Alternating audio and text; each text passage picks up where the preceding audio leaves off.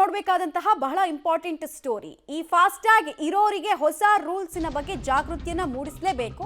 ಕಾರಣ ಹೊಸ ರೂಲ್ಸ್ ಆಗಿದೆ. ಇನ್ನು ಮುಂದೆ ಫಾಸ್ಟ್ಯಾಗ್ನಲ್ಲಿ ಬ್ಯಾಲೆನ್ಸ್ ಇಟ್ಕೊಳ್ಳೋದು ಕಡ್ಡಾಯ. ಅದು ಕೂಡ ಬ್ಯಾಲೆನ್ಸ್ ಇಲ್ಲ ಅಂದರೆ ದುಪ್ಪಟ್ಟು ದಂಡ ಬೀಳುತ್ತೆ. ಬ್ಯಾಲೆನ್ಸ್ ಇಟ್ಕೊಂಡು ಅಥವಾ ಬ್ಯಾಲೆನ್ಸನ್ನು ಇನ್ನೇನು ಕೊನೆಯ ಹಂತದಲ್ಲಿ ಹೋಗ್ಬಿಟ್ಟು ನಾವು ರೀಚಾರ್ಜ್ ಮಾಡ್ತೀವಿ, ಟಾಪಪ್ ಮಾಡ್ತೀವಿ ಅಂತೆಲ್ಲ ಅಂದ್ಕೊಂಡು ಹೋದರೆ ನಿಮಗೆ ದಂಡ ಬೀಳುತ್ತೆ. ಅದು ವೇಸ್ಟ್ ಆಫ್ ಯೂಸ್ ಆಗುತ್ತೆ. ಟೋಲ್ ಎಂಟ್ರಿ ಆಗೋಕ್ಕೂ 1 ಗಂಟೆ ಮುಂಚೆನೇ ನಿಮ್ಮ ಫಾಸ್ಟ್ಯಾಗ್ನಲ್ಲಿ ಆ ಫಾಸ್ಟ್ಯಾಗ್ ಅಕೌಂಟ್ನಲ್ಲಿ ಬ್ಯಾಲೆನ್ಸ್ ಇರಬೇಕು, ಆ್ಯಕ್ಟಿವ್ ಸ್ಟೇಟಲ್ಲಿ ಇರಬೇಕು. ಅದು ಇಲ್ಲ ಅಂತ ಹೇಳಿದ್ರೆ ಅದು ಫೈನನ್ನು ಕಟ್ಟೋದಕ್ಕೆ ಅಥವಾ ಪೆನಾಲ್ಟಿ ಕಟ್ಟೋದಕ್ಕೆ ದಾರಿ ಮಾಡಿಕೊಡುತ್ತೆ. ಹಾಗಾದರೆ ಜಾರಿಗೆ ಬರ್ತಾ ಇರುವಂತಹ ನಿಯಮಗಳು ಏನು ಹೇಳುತ್ತೆ ಅಂದರೆ, ಫಾಸ್ಟ್ಯಾಗ್ನಲ್ಲಿ 1 ಗಂಟೆ ಮುಂಚೆನೇ ರೀಚಾರ್ಜ್ ಆಗಿರಬೇಕು. ಇನ್ಕನ್ವೀನಿಯನ್ಸ್ ಬೇರೆಯವ್ರಿಗೆ ಆಗಬಾರ್ದು ಅನ್ನೋ ನಿಟ್ಟಿನಲ್ಲಿ ಈ ರೂಲ್ಸ್ ಜಾರಿಗೆ ಬರ್ತಾ ಇದೆ. ಟೋಲ್ ಪ್ರವೇಶಕ್ಕೆ 1 ಗಂಟೆ ಮುಂಚೆನೇ ಅಕೌಂಟಲ್ಲಿ ಸಫಿಷಿಯೆಂಟ್ ಬ್ಯಾಲೆನ್ಸ್ ಇರಬೇಕು. ಇದು ಬಹಳ ಕ್ರೂಷಿಯಲ್ ಆಗಿರುವಂತಹ ಇಂಪಾರ್ಟೆಂಟ್ ರೂಲ್ಸು. ತುಂಬ ಜನ ಅಲ್ಲಿಗೆ ಹತ್ರ ಹೋಗ್ತಿದ್ದಂಗೆ ರೀಚಾರ್ಜ್ ಎಲ್ಲ ಮಾಡ್ತಿದ್ರು. ಬಟ್ ಆ ಥರ ಮಾಡಿದ್ರೆ ಪ್ರಯೋಜನ ಇಲ್ಲ. ಅದು ಎಫೆಕ್ಟ್ ಆಗಲ್ಲ, ರಿಫ್ಲೆಕ್ಟ್ ಆಗಲ್ಲ ನಿಮ್ಮ ಅಕೌಂಟಲ್ಲಿ. ಮತ್ತು ನಿಮ್ಮ ವಾಹನ ಟೋಲ್ನಿಂದ ಪಾಸ್ ಆಗಲ್ಲ. ಒಂದು ವೇಳೆ ಪಾಸ್ ಆಗಬೇಕು ಅಂತ ಹೇಳಿದ್ರೆ ಒಂದಕ್ಕೆ ಡಬಲ್ ದುಡ್ಡು ಕೊಟ್ಟು ನೀವು ಹೋಗಬೇಕಾಗತ್ತೆ ದಂಡದ ರೂಪದಲ್ಲಿ. ಸೊ ಇದನ್ನೆಲ್ಲ ದಯವಿಟ್ಟು ನೀವು ಗಮನದಲ್ಲಿ ಇಟ್ಕೊಂಡು ಈ ಹೆದ್ದಾರಿಗಳಲ್ಲಿ ಪ್ರಯಾಣ ಮಾಡಬೇಕಾದ್ರೆ ಯೋಚನೆಯನ್ನು ಮಾಡಿ. ರೂಲ್ಸ್ ಚೇಂಜ್ ಆಗಿದೆ, ಹಿಂದಿನ ರೂಲ್ಸ್ ಯಾವುದೂ ಇಲ್ಲ. ವಾಹನ ಸವಾರರು KYCಯನ್ನು ಕೂಡ ಮಾಡಿಸಬೇಕು. ಒಂದು ವೇಳೆ KYC ಮಾಡಿಸದೇ ಇದ್ದರೆ, ಬ್ಲಾಕ್ ಲಿಸ್ಟ್ನಲ್ಲಿದ್ದರೆ ನೀವು ಡಬಲ್ ಪೇಮೆಂಟನ್ನು ಯಥಾವತ್ತು ಹಿಂದೆನೂ ಕಟ್ತಾ ಇದ್ರಿ, ಈಗಲೂ ಕೂಡ ಕಟ್ಟಬೇಕಾಗತ್ತೆ.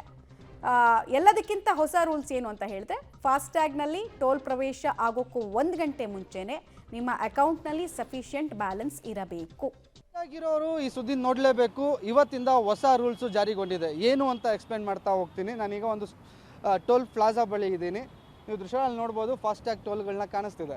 ಅಂದರೆ ಪ್ರತಿಯೊಂದು ವಾಹನಗಳು ಫಾಸ್ಟ್ಯಾಗ್ ಇರುತ್ತೆ. ಟೋಲಲ್ಲಿ ಆಗ್ತಿದ್ದಂತಹ ಸಮಸ್ಯೆನ ದುಡ್ಡು ಕೊಟ್ಟು ಪಾಸ್ ಆಗೋದಕ್ಕೆ ಏನು ಲೇಟ್ ಆಗ್ತಿತ್ತು, ಅದಕ್ಕೋಸ್ಕರ ಹೊಸದಾಗಿ ರಾಷ್ಟ್ರೀಯ ಪ್ರಾಧಿಕಾರ ಈ ಫಾಸ್ಟ್ಯಾಗ್ನ ಜಾರಿಗೆ ತಂದು ಕೆಲ ವರ್ಷಗಳೇ ಕಳೆದಿದೆ. ಈಗ ಇದರಲ್ಲಿ ಹೊಸ ಮಾರ್ಪಾಡನ್ನು ತಂದಿರುವಂಥದ್ದು. ಈ ಹೊಸ ಮಾರ್ಪಾಡು ತರೋದಕ್ಕೆ ಮುಖ್ಯ ಕಾರಣ, ಟೋಲ್ಗಳ ಬಳಿ ಬ್ಯಾಲೆನ್ಸ್ ಇಲ್ಲದೆ ಬಂದಂಥ ವಾಹನಗಳು ಬೇರೆ ವಾಹನಗಳಿಗೆ ಸಮಸ್ಯೆ ಮಾಡ್ತಿದ್ರು ಅನ್ನೋದು. ನೋಡ್ತಿದ್ದೀರಾ, ಒಂದು ಕ್ಯಾಶ್ ಕೌಂಟ್ರು ಜಾಗದಲ್ಲಿ ನಿಮಗೆ ವಾಹನಗಳು ಯಾವ ರೀತಿ ನಿಂತಿದೆ ಅಂತ. ಇದು ಕ್ಯಾಶ್ ಕೌಂಟ್ರು ನಿಮಗೆ ಕಾಣಿಸ್ತಿರುವಂಥದ್ದು. ಈಗ ಹೊಸದಾಗಿ ಬಂದಿರೋ ರೂಲ್ಸ್ ಏನಪ್ಪ ಹೇಳುತ್ತೆ ಅಂದರೆ, ಇವತ್ತಿಂದ ಯಾವುದೇ ವಾಹನಗಳು ಫಾಸ್ಟ್ಯಾಗಿಗೆ ಬರಬೇಕಾದ್ರೆ ಮಿನಿಮಮ್ 1 ಅವರ್ಗಿಂತ ಮುಂಚೆ ರೀಚಾರ್ಜ್ ಮಾಡಿಸ್ಕೊಂಡಿರಬೇಕು ಅಂತ. ಅಂದರೆ ನಾವೀಗ ಟೋಲ್ ಹತ್ರ ಬಂದಾಗ ರೀಚಾರ್ಜ್ ಮಾಡ್ಕೊಳ್ಳೋಣ, ಬ್ಯಾಲೆನ್ಸ್ ಚೆಕ್ ಮಾಡ್ಕೊಂಡು ರೀಚಾರ್ಜ್ ಮಾಡ್ಕೊಳ್ಳೋಣ ಅಂತ ಮಾಡ್ಕೋತಿದ್ರು. ಅದಕ್ಕೆ ಅವಕಾಶ ಇರೋದಿಲ್ಲ. ಆ ರೀತಿ ಬಂದರೆ ಇಲ್ಲಿ ಬಂದು ನೀವು ಬ್ಯಾಲೆನ್ಸ್ ಇಲ್ಲ ಅಂತ ಟೋಲ್ ಸಿಬ್ಬಂದಿಗಳು ನಿಮ್ಮ ಗಾಡಿ ಪಾಸ್ ಆಗ್ತಿಲ್ಲ, ಬ್ಯಾಲೆನ್ಸ್ ಇಲ್ಲ ಅಂದಾಗ, ಇಲ್ಲ ನಾನು ರೀಚಾರ್ಜ್ ಮಾಡಿದ್ದೀನಿ ಅಂತ ಅಂದ್ಬಿಟ್ಟು ಇಲ್ಲಿ ರೀಚಾರ್ಜ್ ಮಾಡಿದಾಗ ಇನ್ಮೇಲೆ ಅದಕ್ಕೆ ಅವಕಾಶ ಇರೋದಿಲ್ಲ. ನೀವು 1 to ಡಬಲ್ ಕಟ್ಟಲೇಬೇಕಾಗತ್ತೆ. ಏನು ಅಮೌಂಟ್ ಇದೆ ಆ ಅಮೌಂಟಿಗೆ 1 to ಡಬಲ್ ದಂಡ ಕಟ್ಟಲೇಬೇಕಾಗತ್ತೆ. ಇದನ್ನು ಜಾರಿಗೊಳಿಸ್ತಿರೋ ಮುಖ್ಯ ಉದ್ದೇಶ ಏನಪ್ಪ ಅಂದರೆ, ಟೋಲ್ ಬಳಿ ಆಗ್ತಿರುವಂಥ ಟ್ರಾಫಿಕ್, ಅಂದರೆ ದುಡ್ಡು ಕ್ಯಾಶ್ ಕೌಂಟ್ರ್ ಹತ್ರ ಬಂದು ಅಥವಾ ಏನು ಗ್ರೀನ್ ಏನು ಸಿಗ್ನಲ್ ಕೊಡ್ತಿದೆ, ಆ ಸಿಗ್ನಲ್ ಕೊಡದೆ ಅಂದರೆ ತಮ್ಮ ಫಾಸ್ಟ್ಯಾಗ್ನ ಅಪ್ಡೇಟ್ ಮಾಡದೆ ಬಿಟ್ಟಿದ್ದಾಗ ವಾಹನ ಸವಾರರಿಗೆ ಇದು ಪಾಸಿಂಗ್ ಏನು ಸಿಗ್ನಲ್ ಕೊಡೋದಿಲ್ಲ. ಆಗ ಇಲ್ಲಿನ ಸಿಬ್ಬಂದಿಗಳ ಜೊತೆಗೆ ವಾಗ್ವಾದ ಆಗುತ್ತೆ. ಕೆಲವು ಸಿಬ್ಬಂದಿಗಳು ರೌಡಿಗಳ ಥರ ವರ್ತಿಸ್ತಾರೆ, ನೀವು ಸರಿಯಾಗಿ ಮಾಡ್ಕೊಂಡಿಲ್ಲ ಅಂತ. ಸಾಕಷ್ಟು ಟೋಲ್ಗಳಲ್ಲಿ ಈ ವಿಚಾರಕ್ಕೆ, ಫಾಸ್ಟ್ಯಾಗ್ ವಿಚಾರಕ್ಕೆ ಗಲಾಟೆಗಳಾಗಿರೋದು ನೋಡಿದ್ದೀವಿ. ಇದನ್ನೆಲ್ಲ ತಡಿಬೇಕು ಮತ್ತು ವಾಹನ ಸವಾರಲ್ಲೂ ಜಾಗೃತಿ ಮೂಡಿಸುವಂಥ ಉದ್ದೇಶದಿಂದ ಈ ರೀತಿ ಇಲ್ಲಿ ನೋಡ್ತಿದ್ದೀರಾ, ಟೋಲ್ ಬಿಟ್ಟಾದ ಮೇಲೆ ಇಲ್ಲಿ ಫಾಸ್ಟ್ಯಾಗ್ ರೀಚಾರ್ಜ್ ಮಾಡೋ ಸೆಂಟರ್ಗಳಿದೆ ಮತ್ತು ಫಾಸ್ಟ್ಯಾಗ್ ಹೊಸದಾಗಿ ಮಾಡ್ಕೊಡೋರು ಇರ್ತಾರೆ.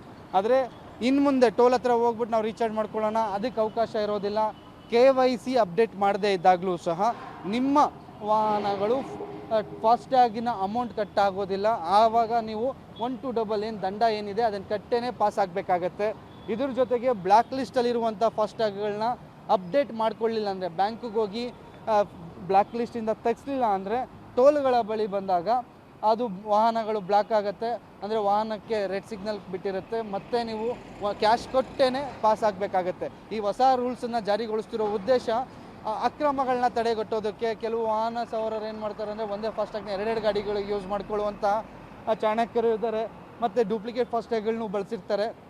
ಇದಕ್ಕೆ ಎಲ್ಲದಕ್ಕೂ ಕಡಿವಾಣ ಹಾಕಿ ರಸ್ತೆಗಳಲ್ಲಿ ಅಂದರೆ ಟೋಲ್ಗಳಲ್ಲಾಗುವಂತಹ ಟ್ರಾಫಿಕ್ನ ಕಂಟ್ರೋಲ್ ಮಾಡಬೇಕು ಮತ್ತು ವಾಹನ ಸವಾರರಿಗೂ ಅನುಕೂಲ ಮಾಡಿಕೊಡ್ಬೇಕು ಅನ್ನೋ ಕಾರಣಕ್ಕೆ ಇನ್ನು ಮುಂದೆ ಫಾಸ್ಟ್ಯಾಗಿಗೆ ಬರುವಂಥವ್ರು ಅಥವಾ ಟೋಲಿಗೆ ಬರುವಂಥವ್ರು ಮಿನಿಮಮ್ ಬ್ಯಾಲೆನ್ಸ್ನ ಮೇಂಟೈನ್ ಮಾಡಿಕೊಂಡು, ಅಥವಾ ಮಿನಿಮಮ್ ಬ್ಯಾಲೆನ್ಸ್ ಇಲ್ಲ ಅಂದರೆ ಕನಿಷ್ಠ 1 ಗಂಟೆಗಿಂತ ಮುಂಚೆನೇ ರೀಚಾರ್ಜ್ ಮಾಡಿಕೊಂಡ್ರೆ ಮಾತ್ರ ಅವರ ಫಾಸ್ಟ್ಯಾಗ್ ಆ್ಯಕ್ಟಿವ್ ಆಗಿರುತ್ತೆ. ಇಲ್ಲ ಅಂದರೆ ಆ್ಯಕ್ಟಿವೇಟ್ ಆಗಿರೋದಿಲ್ಲ, ಡಿಆಕ್ಟಿವೇಟ್ ಆಗಿರುತ್ತೆ. ಅಂಥ ಸಂದರ್ಭದಲ್ಲಿ ನೀವು ದಂಡ ಕಟ್ಟಿ ಟೋಲ್ಗಳನ್ನ ಪಾಸ್ ಆಗಬೇಕು. ಅಂತಹ ಒಂದು ಹೊಸ ಕಾನೂನನ್ನ ಈಗ ಜಾರಿಗೊಳಿಸಿದ್ದಾರೆ. ಅದು ಇವತ್ತಿಂದ ಜಾರಿಗೊಂಡಿರುವಂಥದ್ದು. ಕ್ಯಾಮ್ರಾ ಪರ್ಸನ್ ಶಂಭು ಜೊತೆಗೆ ಮಾರುತಿ, ಪಬ್ಲಿಕ್ ಟಿವಿ, ಬೆಂಗಳೂರು.